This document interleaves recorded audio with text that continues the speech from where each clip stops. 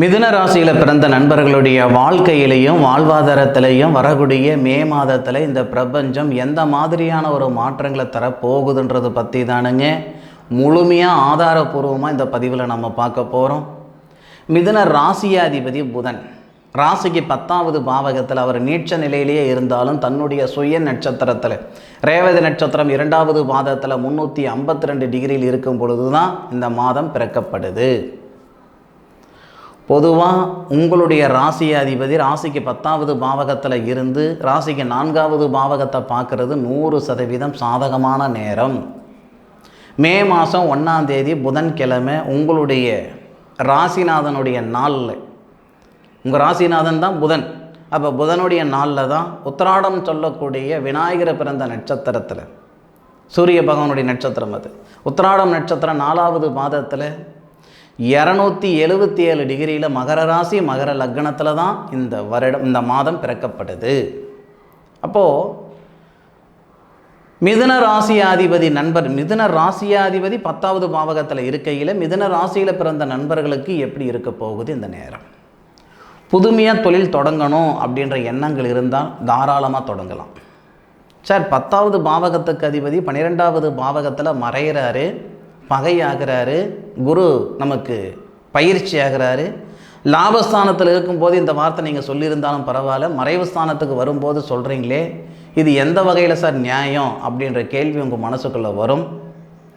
உங்கள் ராசிக்கு 10வது பாவகத்துக்கு அதிபதி குரு பகவான் 12வது பாவகத்துக்கு போனாலும் சூரிய பகவானுடைய சாரம் வாங்கியிருப்பார். சூரிய பகவான் உங்கள் ராசிக்கு 11வது பாவகம் லாபஸ்தானத்தில் இருக்கிறாரு. லாபஸ்தானாதிபதி செவ்வாய் 10வது பாவகத்தில் இருப்பார். இந்த மாதம் முழுவதுமே நல்லா இருக்கும்.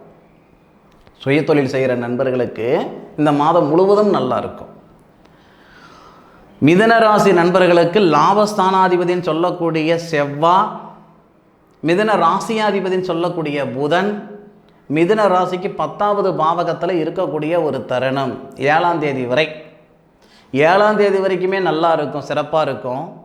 7ஆம் தேதியிலிருந்து 14ஆம் தேதி வரைக்கும் இன்னும் ரொம்ப நல்லா இருக்க போகுது.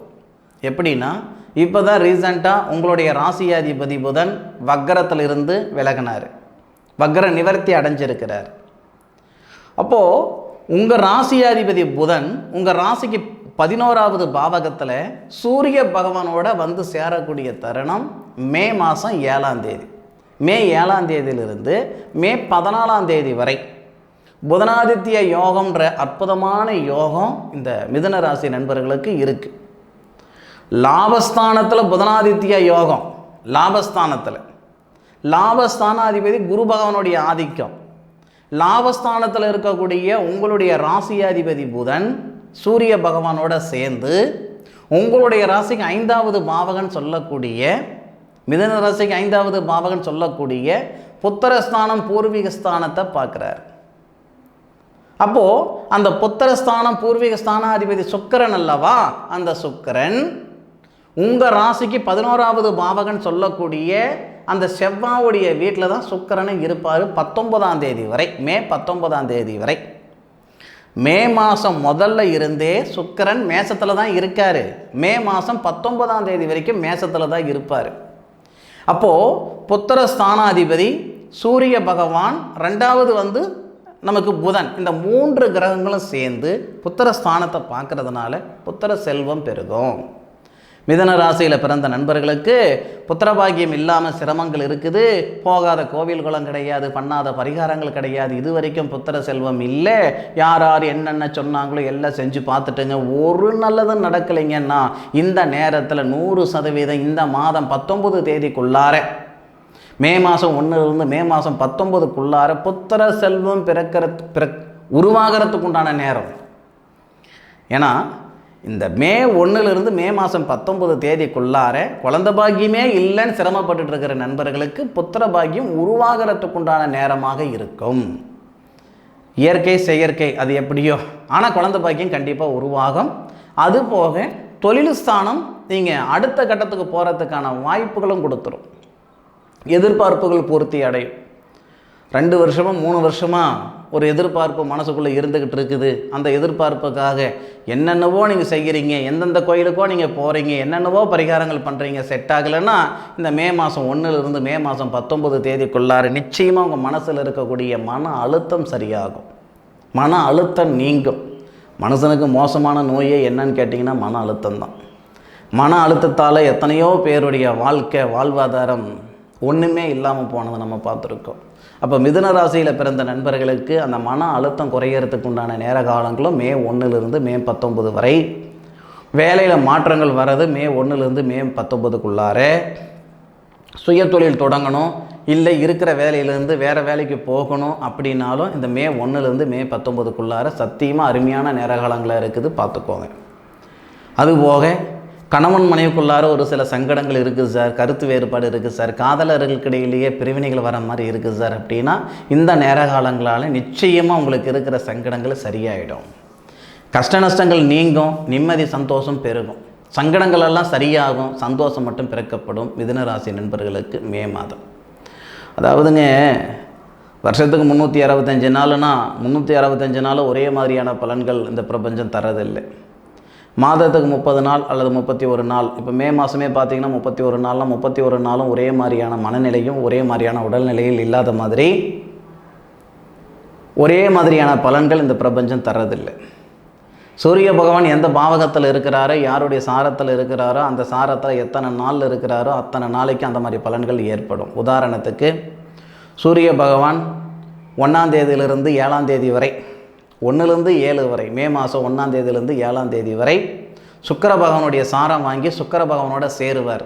புத்திர பாக்கியத்துக்கு உகந்த நேரம், அதுபோக திருமணத்துக்கு உகந்த நேரம். திருமண காரகன் அப்படின்னு சொல்லக்கூடிய சுக்கிர பகவான் 3வது பாவகத்துக்கு அதிபதி, தகிரிய ஸ்தானாதிபதினு சொல்லக்கூடிய சூரியன் பரணி நட்சத்திரம், சுக்கரனுடைய நட்சத்திரம் வாங்கியிருப்பார். சுக்கரனுடைய வீட்டை பார்க்குறதுனால இந்த திருமணத்தில் இருக்கிற தடைகள் நீங்கும், பொருளாதாரத்தில் இருக்கிற பிரச்சனை நீங்கும், கடன் பிரச்சனை நீங்கிறதுக்கு உண்டான ஒரு பாதையை இந்த பிரபஞ்சம் ஏற்படுத்தி கொடுத்துரும். இந்த மாதிரியான நல்ல விஷயங்கள் நடக்கும். அதே மாதிரி 7ஆம் தேதிக்கு மேலே, மே மாதம் 7ஆம் தேதிக்கு மேலே, மே மாதம் 21ஆம் தேதி வரை கிட்டத்தட்ட 14 நாள் கார்த்திகை நட்சத்திரம்னு சொல்லக்கூடிய சூரிய பகவானுடைய சாரத்தில் தான் சூரிய பகவானே இருக்கிறார். அப்போது மே மாதம் 7ஆம் தேதியிலிருந்து மே மாதம் 21ஆம் தேதி வரைனா கிட்டத்தட்ட பார்த்திங்கன்னா 14 நாள் அந்த கார்த்திகை நட்சத்திரத்தில் சூரிய பகவான் வர்றது. 13 நாள் தான் கணக்கு, 13 நாள்னு வச்சுக்கோங்க. அந்த மாதிரி தருணத்தில் உங்களுடைய உழைப்புக்கு தகுந்த உயர்வு வரும். ஏற்கனவே உங்களுடைய உழைப்பு அதிகமாக இருக்கும், உயர்வு கம்மியாக இருக்கும். யாரோ ஒருத்தர் பிழைக்கிறதுக்கு நீங்கள் கஷ்டப்பட்டுக்கிட்டு இருப்பீங்க. இல்லை காலையில் எடுக்கிற முடிவு சாயந்தரம் இருக்காது, சாயந்தரம் எடுக்கிற முடிவு காலையில் இருக்காது. இந்த மாதிரி 2 மனசாக இருக்கிற சூழ்நிலைகள் எல்லாமே இந்த நேரத்தில் ஒரே மனசாகும். ஒரு வேலை செய்யணுமா, செஞ்சுவிட்டு தான் மறுவேளை பார்ப்பீங்க, யோசனை பண்ணவே மாட்டீங்க. சத்தியமாக மிதுன ராசி நண்பர்களுக்கு 7ஆம் தேதிக்கு மேற்கொண்டு, மே மாதம் 7ஆம் தேதிக்கு மேற்கொண்டு மே மாதம் 21ஆம் தேதிக்குள்ளார அசுர வளர்ச்சி, அதில் மாற்று கருத்து இல்லை. வேகம் ரொம்ப அதிகமாக இருக்கும், வேகத்துக்கேற்ற விவேகமும் இருக்கும், சங்கடம் இருக்காது.